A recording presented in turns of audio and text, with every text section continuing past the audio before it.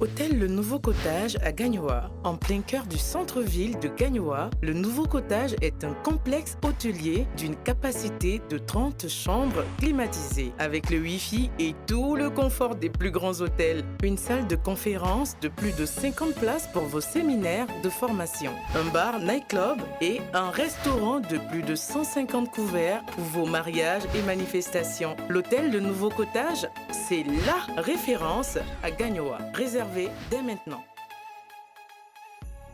Mesdames et messieurs, bonsoir. Dans quelques semaines, votre émission fêtera son 2e anniversaire. À l'occasion, un numéro spécial sera consacré à tous nos invités et partenaires qui ont décidé de nous suivre dans cette aventure. Mais avant, nous sommes très heureux de vous retrouver pour ce nouveau numéro de Leitmotiv, votre émission d'inspiration et de motivation. Aujourd'hui, nous recevons un homme qui est reconnu par tous comme étant un self-made man, un modèle de persévérance dans l'entrepreneuriat. Monsieur Théodore Alagbé, bonsoir. Bonsoir madame. Merci d'avoir accepté de participer à notre émission. C'est moi qui vous remercie. Cette carrière en tant que consultant réglementé, vous la devez surtout à votre passion pour le domaine de l'immigration canadienne et à votre expérience au Canada. Mais avant, quel est votre cursus scolaire? J'effectue mes études primaires dans la ville de Miyadji, dans le département de Soubri. Une ville très bouillante et qui bouge beaucoup. Oui, c'est une zone agricole. Et après, le primaire, j'ai été affecté au collège Modern Bad dans la ville de Soubri. Mais l'établissement était en construction. Donc on a dû attendre plusieurs mois, à peu près 3 mois avant de commencer les Vous cours. avez eu bien évidemment votre CEP? Oui, oui. D'accord. J'ai eu le CP et après j'ai été affecté au lycée moderne de Soubri où j'ai fait la seconde C et aussi le bac C. On était de la première promotion terminale C de la ville. D'accord, donc vous avez fait un bac scientifique. Il paraît que les élèves, ceux qui font les séries scientifiques, sont très calmes et très méticuleux. Vous étiez quel genre d'élève? Okay. Un élève renfermé ou un élève social? Bon, social parce que j'aidais mes amis aussi qui ne comprenaient pas certains sujets. On travaillait en groupe des fois. C'est bien, vous avez déjà l'esprit de partage. Oui, c'est ça. Donc, je donnais aussi mon savoir-faire pour aider les autres, mais je voulais toujours être le meilleur. Tout à fait. Donc il fallait étudier tout le temps. Donc en vacances, j'étudiais avec mes grands frères, je faisais l'exercice de mathématiques, physique. On s'entraînait déjà pour pouvoir aborder le prochain programme de l'année qu'on allait entamer. De la 6e à la 3e, je n'avais pas obtenu d'excellentes notes comme je voulais, mais je passais toujours en classe supérieure, j'étais toujours parmi les 10 premiers. Mais à partir de la classe de seconde, j'étais dans de meilleures conditions de travail. À mettre les bouchées doubles. Oui, là j'étais toujours premier. C'était quoi? C'était les grands frères qui étaient derrière et... Oui, c'est ça, c'est ça. Mes frères, j'ai un grand frère qui a fait le lycée scientifique de Yamoussoukro. Il y a un autre aussi qui a fait le lycée technique après. Tous les deux ont fait l'INSET. Bon, il y a un qui a fait l'INSET, l'autre a fait l'école supérieure d'agronomie. Alors donc après le BEPC, vous êtes orienté en quelle série? Après le BEPC, oui. Seconde C. Seconde C. Oui. J'ai obtenu mon BEPC en 1997. Puis j'ai été affecté au lycée moderne de Soubri, toujours dans la même ville. Et on étudiait avec des amis en groupe. Et j'ai participé aussi au cours de renforcement avec les professeurs pour mieux comprendre les exercices. Donc comme technique, moi j'avais pour habitude de traiter tous les exercices, par exemple de mathématiques, du premier exercice jusqu'au dernier exercice d'approfondissement pour pouvoir mieux aborder mes devoirs de classe.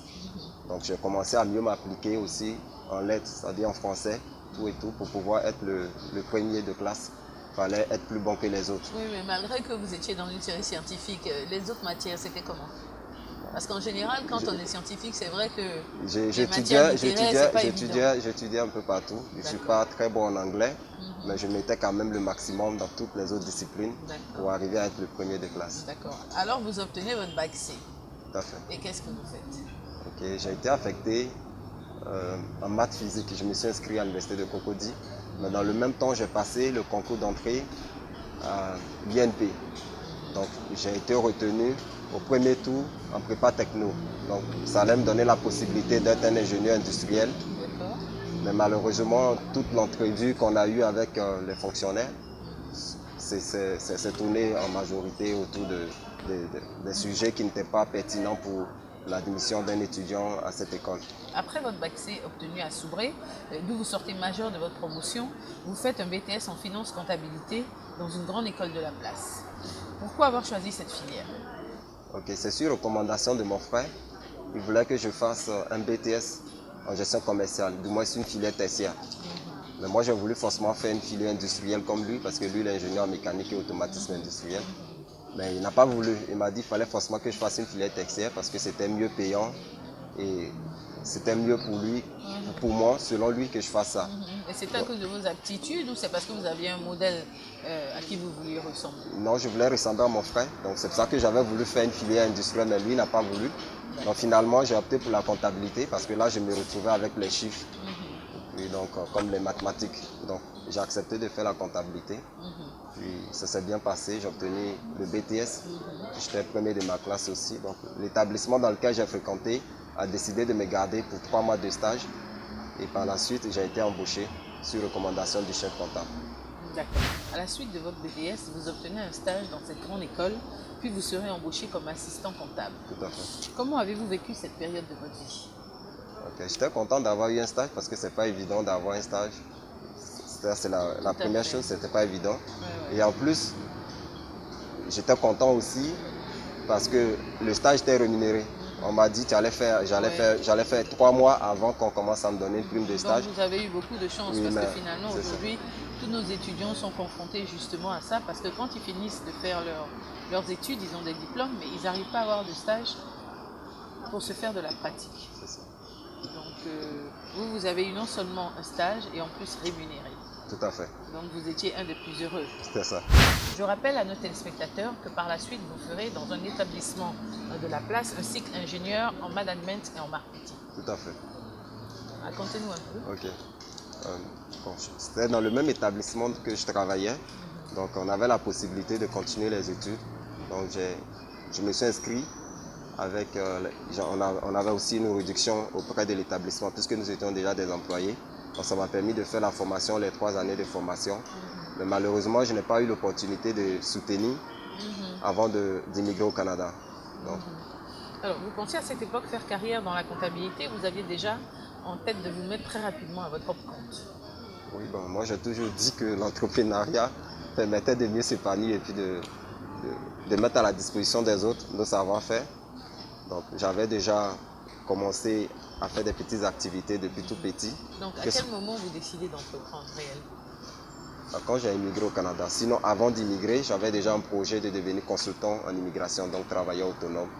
Parce que j'ai monté mon dossier d'immigration moi-même. Par moi-même, j'ai fait les propres démarches. Donc de là est partie la passion pour l'immigration. J'ai aidé quelques amis à montrer également leur dossier d'immigration. Et ça a bien fonctionné. Et donc quand je suis arrivé, j'ai travaillé au Canada dans certaines entreprises. Puis après, je me suis inscrit. D'accord. Alors, 5 ans après vos études d'assistant comptable, vous plaquez tout et vous décidez de vous consacrer à un projet que vous aviez et qui vous tenait à cœur, un voyage. Et ces démarches, c'est vous-même qui les faites. Racontez-nous un peu comment vous décidez d'immigrer, comment vous obtenez votre visa. Voilà, tout ça, racontez un peu à nous. Ok. J'ai décidé d'immigrer au Canada parce que j'avais mon frère qui était en Belgique. Lui, il avait déjà déposé une demande d'immigration. Et par la suite, il a informé notre aîné qui était ici pour lui dire qu'on pouvait faire, si je pouvais faire autant comme lui pour pouvoir se mettre une demande. Mais pourquoi le Canada? Parce que votre frère y était ou parce que... Non, mon frère, il était plutôt à Bruxelles. Oui, il était Mais donc pourquoi le Canada? Le Canada, parce que c'est un pays accueillant. C'est un pays où il y a le besoin en main-d'œuvre. Vous avez déjà entendu parler du Canada? Vous aviez des amis qui étaient allés au Canada? Ou alors vous vous êtes informé? Non, pas des amis, mais j'avais déjà des informations grâce à Internet. D'accord. Alors donc, tout de go, vous décidez de partir au Canada. Vous faites votre démarche et vous faites votre demande de visa. Ça n'a pas été trop difficile? Non, pas été trop difficile. Parce que c'est la volonté. Donc, il y a aussi Internet, dont j'ai fait les recherches.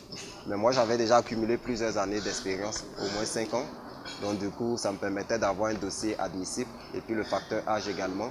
Je n'avais pas encore 30 ans quand j'ai fait les démarches. Jeune. Oui, c'est ça. Alors, votre projet marche. Vous vous retrouvez donc au Canada. Et quand vous arrivez au Canada, que vous foulez donc le sol canadien, qu'est-ce qui se passe? Ok, donc j'ai été accueilli par mon tuteur. D'accord. Donc M. Jean Cadio. Et comment vous avez trouvé ce tuteur? Parce que beaucoup de jeunes aimeraient faire comme vous, mais ils ne savent pas quelle démarche ils doivent faire. Donc comment vous avez trouvé ce tuteur? C'est grâce à un ami qui est ici. Donc il m'a vu avec des documents du Canada. Il m'a dit, tiens, tu veux immigrer au Canada? Je lui ai dit oui. Il m'a dit, mais moi j'ai mon frère là-bas, je peux te mettre en contact avec lui pour qu'il puisse te faire les premières démarches d'installation. Donc c'est comme ça que j'ai pris attache avec mon tuteur et je lui ai envoyé de l'argent par la suite pour voir dans quelle mesure. D'accord, alors c'est lui qui vient vous chercher à l'aéroport. Oui, donc vous n'êtes pas du tout dépaysé parce que dès que vous le voyez, ça vous rassure. Parce qu'arriver quand même dans un pays étranger, c'est pas évident. Oui, mais il y a pas mal d'Ivoiriens à Montréal. Oui, c'était la première fois que vous alliez en Amérique du Nord? Tout à fait, c'était la première fois. Alors, Monsieur Théodore, à ce moment précis, vous décidez d'immigrer au Canada. Vous n'aviez pas peur d'échouer comme tous ces jeunes qui tentent l'aventure sans être préparés? Non, madame, parce que l'immigration au Canada se fait sur la sélection des ressortissants étrangers qui veulent immigrer au Canada se fait sur une base objective. Donc, ceux qui obtiennent le statut de résident permanent ont la quasi-totalité des droits et obligations que possède un citoyen canadien. Donc, dès notre arrivée au point d'entrée, c'est-à-dire à l'aéroport au Canada, l'étranger que j'étais obtient le statut de résident permanent et ça nous donne le droit de vivre au Canada autant que nous voulons, travailler, avoir l'assurance maladie du Québec, bénéficier de tout ce qui est prestations sociales qui sont accordées aux citoyens canadiens. Donc déjà là, c'est une assurance pour l'immigrant que j'étais d'être dans de bonnes conditions pour pouvoir réussir. Et moi aussi, j'avais déjà mon expérience acquise ici. En tant que jeune, j'ai été préparé à tout ça par l'éducation. À la maison, je travaillais, j'aidais mes parents. En vacances, on construisait les maisons. Mais malgré tout, quand même, j'aimerais bien vous poser cette question. Est-ce que le fait de savoir que vous arrivez au Canada, oui, en toute légalité, mais de ne pas avoir de boulot, ça ne vous inquiétait pas un peu de ne pas avoir de boulot qui vous attendait? Non, ça ne vous inquiétait pas un peu? Non, je n'avais pas d'inquiétude parce que moi, comme je le disais tout à l'heure, je ne suis pas quelqu'un de compliqué, donc je savais qu'il fallait faire mon chemin. Il fallait commencer par le bas de l'échelle et faire une formation et après avoir un bon niveau de vie. D'accord. Alors, Monsieur Alakbé, nous aurons l'occasion de revenir sur votre parcours juste après la pub et le portrait de la semaine. Pub. Eric, mais qu'est-ce qu'il y a? Je voulais aller au Canada pour travailler et j'ai confié toutes mes économies à ce monsieur qui a disparu avec mon argent. Il fallait aller chez Convergence Canada. Convergence qui? Convergence Canada. L'une des rares structures est autorisée et reconnue par les autorités canadiennes. Allons, je vais te montrer leur bureau. Vous rêvez de vivre au Canada? N'attendez plus. Confiez votre projet d'immigration au Canada à un professionnel reconnu et autorisé par les autorités canadiennes. Convergence Canada vous accompagne pour l'obtention de visas étudiants ou visiteurs, de permis de travail, de l'immigration permanente, mais aussi pour l'obtention de la nationalité canadienne. Infoline. Convergence Canada, nous réalisons vos rêves d'immigration.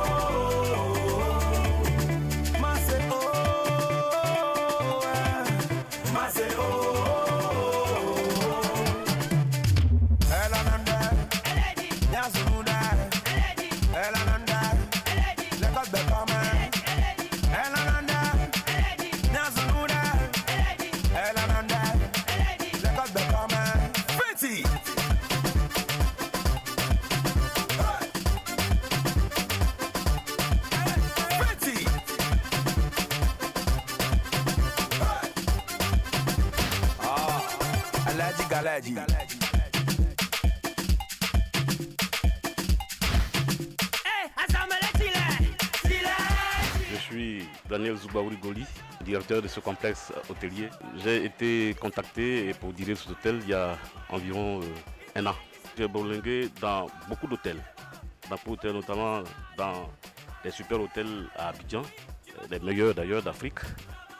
J'ai dirigé également des hôtels à l'intérieur du pays et j'en suis là également.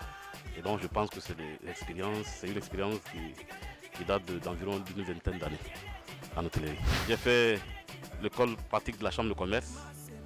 J'ai fait le commerce donc à la chambre de commerce et puis le reste, je l'ai appris sur le tas. J'ai eu la chance, n'est-ce pas, de bénéficier, n'est-ce pas, d'un job de vacances et ma disponibilité, ma promptitude, tout ce dont on a besoin pour que je puisse servir à taper dans l'œil des grands patrons et ils m'ont retenu et c'est à partir de là que j'ai commencé mes formations. Seulement j'ai été sous-directeur de restauration dans un hôtel de la place d'Abidjan. J'ai été contrôleur de restauration, contrôleur de vente également. Et tout cela m'a donné une expérience qui me permet, n'est-ce pas, de diriger avec aise. Mais auparavant, j'étais conseiller technique à la présidence de la République. Et puis, j'ai été contacté, eu égard au parcours professionnel, n'est-ce pas, dans l'hôtellerie que j'ai acquis. L'on ne s'est pas d'empêcher, n'est-ce pas, de me faire appel pour diriger, n'est-ce pas, la destinée de cet hôtel.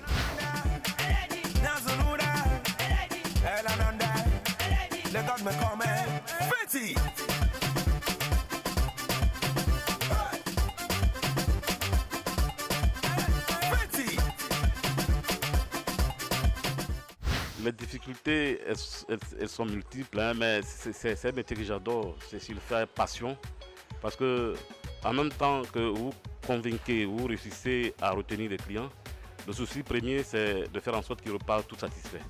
Autant qu'il sera satisfait, aussi longtemps qu'il sera satisfait, vous êtes heureux parce que vous êtes sûr que c'est de lui que partira, n'est-ce pas, la publicité, n'est-ce pas, de votre hôtel.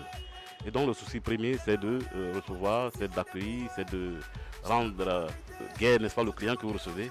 Mais les difficultés sont multiples, je disais tantôt, parce que quand vous écorchez un client, vous êtes malheureux parce qu'il n'est pas content.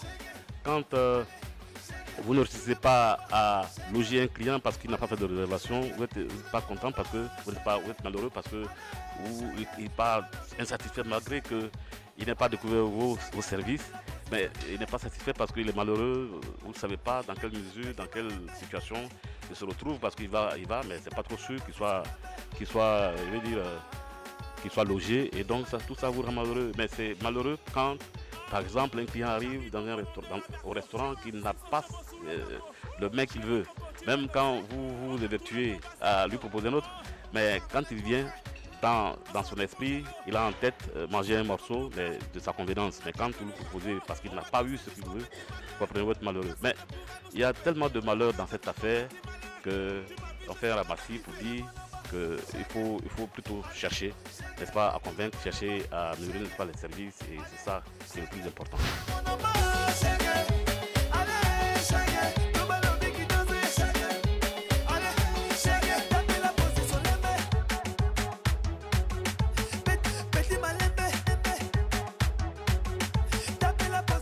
Mon patron soucieux, n'est-ce pas, de l'avenir, n'est-ce pas, de l'hôtellerie, parce qu'il n'en a pas le seul ici, hein, c'est pas le seul hôtel qui est dans notre hôtellerie. Le patron s'évertue donc à en construire davantage. Mais son premier souci, c'est la formation. C'est vrai que par moment, il prend des personnes, mais qu'on forme sur le tas.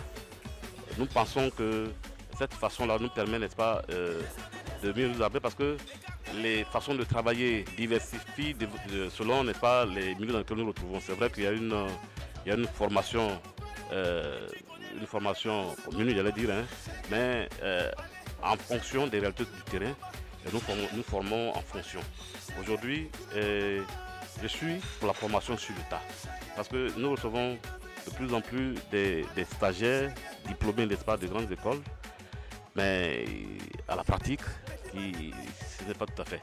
Et donc, nous les reprenons, nous les formons. Donc, on peut nous envoyer d'où ils viennent, n'importe qui que nous formerons avec plaisir, n'est-ce pas, sur le tas. Et puis, c'est mieux ainsi, parce que nous savons qu'ils travailleront selon notre façon de voir les choses.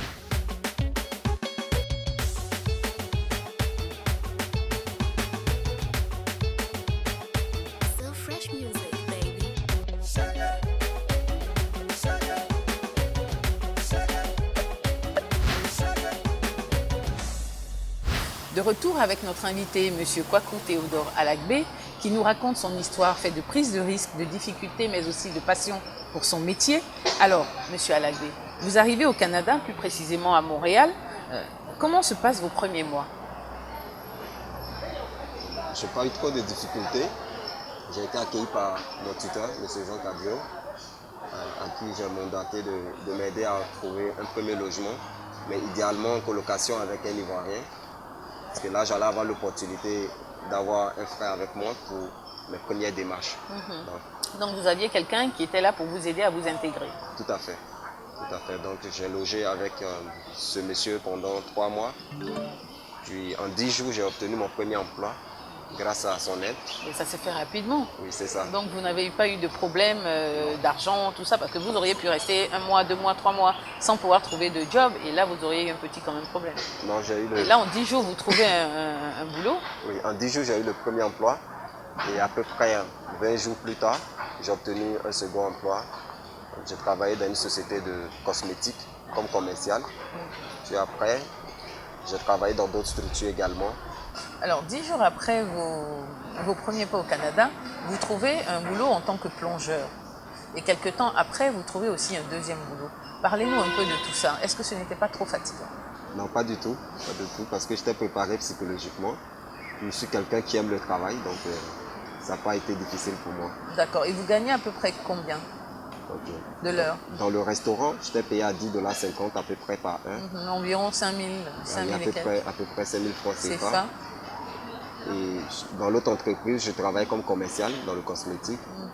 À peu près 12 $ de l'heure, donc disons à peu près 6 000 francs par heure. Donc c'était en demi-journée dans le restaurant et après l'autre demi-journée dans le... C'est ça. En fait, dans le restaurant, je travaillais de soir.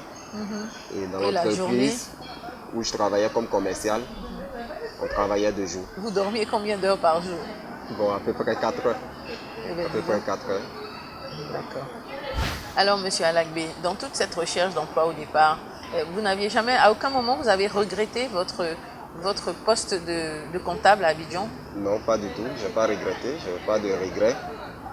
Je travaillais ici. On me payait des fois on accumulait plusieurs mois d'arrivée de salaire. Et avant d'immigrer, j'avais déjà mon plan d'action. Je voulais devenir consultant. Comme je l'ai signifié tout à l'heure, j'ai monté mon dossier d'immigration par mes propres recherches. Donc j'ai eu la passion pour l'immigration. Je savais également qu'il fallait commencer au bas de l'échelle pour pouvoir évoluer une fois qu'on immigre au Canada. Il faut accepter de faire une formation sur place d'au moins 6 mois pour avoir une meilleure rémunération. D'accord. Comment est-ce que vous arrivez à gérer les moments de solitude quand vous finissiez de travailler et loin de votre pays et de votre famille? J'ai pas eu trop de mal à ce niveau parce que 2 mois après que j'ai immigré au Canada, mon grand frère m'a rejoint de Londres. Donc on vivait en colocation lui et moi. Et par la suite, il s'est installé en Ontario dans la zone anglophone. Moi, je suis resté au Québec.